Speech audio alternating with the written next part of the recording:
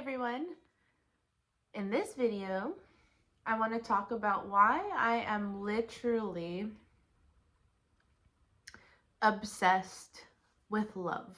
Like, obsessed with it. I can't stop thinking about the people I love, the things that I love, the things just love. Extrapolate that to anything you love. Or I'm trying to explain. I'm thinking about my Pringles here. I extrapolate that to everything that I love. And I'm obsessed with it. Literally obsessed.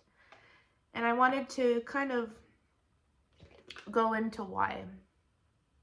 But first, it's supposed to be my bedtime.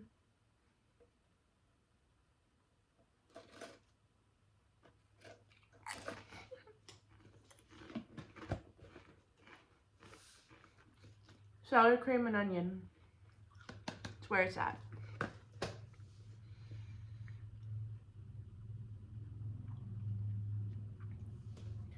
I'm obsessed with love because for me and my path here on planet Earth and my whole life's purpose and not my life's purpose, but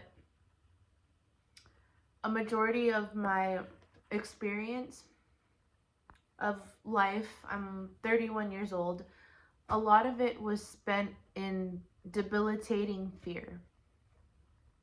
So, me personally, I have feared most things for most of my life by habit, by frequency, just this automatic thought process that I never really checked until recently, until my life kind of blew up in front of me. But I was addicted to fear. I was addicted to fearing people. My first memories of remembering me being fearful, I know and believe that I feared people first.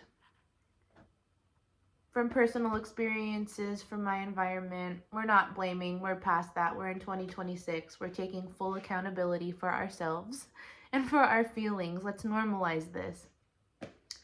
But I chose to fear mostly everything. And when you fear, at least for me, and what I'd like to think, when we fear, it drives out love every time, because I believe when you love yourself, you try your best to learn from everything, and you take the good and the bad and you accept it, and you still learn something, some perspective, some good memory, something. You take value, you look at something and you find value in everything. I didn't do that for a long time. And instead, I truly feared. And the thing about fear, it's very sneaky. If anything in life is sneaky, it's fear. Because you're not learning, you're not trying to figure it out, you're literally fearing. And fear is actually the opposite of love, which it's the lowest vibration. And think about the world we live in and how it's driven by fear, and what people do and what measures people go to and what people do and say when they're fearful. It's not very positive. Not a lot of good comes out of that. And fear, I feel and know, is the root of a lot of different synonyms, emotional synonyms and branches that are low vibe. So when you fear, most likely you end up hating. And if you fear, most likely you feel kind of low and heavy. If you fear, you're probably stereotyping and generalizing and just very closed-minded, fearful movements and thoughts because you're fearing something. You're not learning about it. You're not seeing the complexity and the nuances and mostly everything in life because it's life.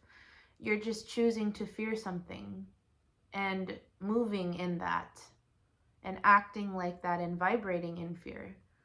So, long story short, that was me for a very long time. And I was such a low vibrational person. It came out in how I talked about myself, how I viewed myself, how I talked about others, and how I viewed others. It literally is so pervasive that it pours and oozes into every part of your life. And it becomes unmanageable because now you're just used to it. You're just used to fearing, and you're used to just closing yourself off because you're focusing on your feelings, and your nervous system is all dysregulated, and your perspectives and how you see things is clouded and muddled. So now it's just like, ah! So for one of the first times in my life, because I have the privilege to age, and I thought 30 was old, girl. What? 30 is young. And I'm so glad that I'm here. And I've been able to process my life, and I've been able to age to this age because, you know, some people don't make it. Some people don't even, they don't have a chance at life because they've transitioned already. But I just feel so grateful to understand this and to have a conversation and to share a little bit to whoever is open to listening. Because operating in love and trying your best to keep love on your mind and not fear, it has changed me forever. And it's changed the way that I approach life. It's changed the way that I see people and, number one, myself. Because self-love is, you think you know what self-love is, and then life humbles you. And you don't actually, it's not that you don't love yourself or you've never loved yourself, but there's always better ways to love yourself.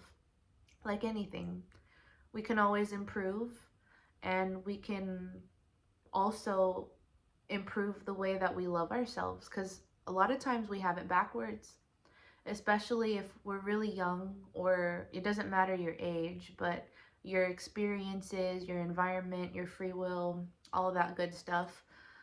Sometimes you come to understand that it's kind of backwards. Your understanding of things, and specifically how you love yourself and how you love others. Because look, when you love yourself well and you truly love yourself like how God loves you, you recognize that out in the real world.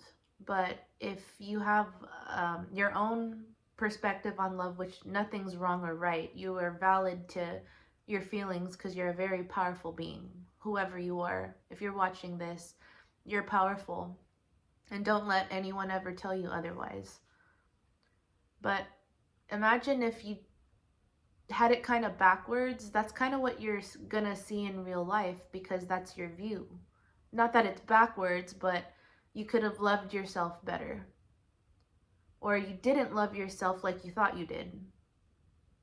Maybe you were living in another reality in your mind, or you were delusional, or you were traumatized, or whatever, fill in the blank. But when you come to find out that you could have been loving yourself better, you start to see life in a completely different lens, like in Aladdin when they sang A Whole New World. It truly is a whole new world. You start to marvel at everything.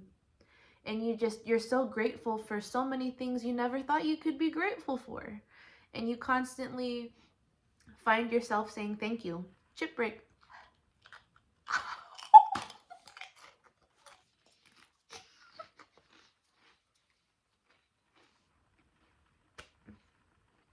Out of all the ways I went horizontal and just, don't mind me. Don't mind me. Una más.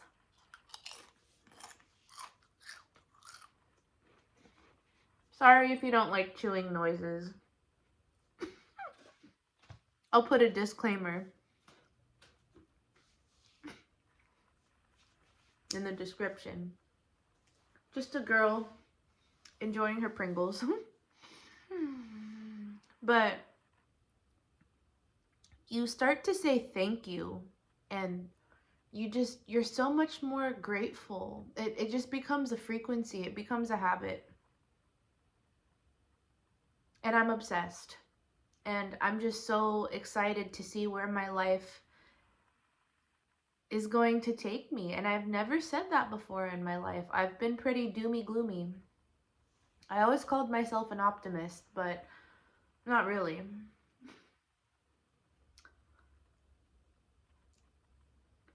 I have a newfound hope. I have a newfound hope into what's coming here in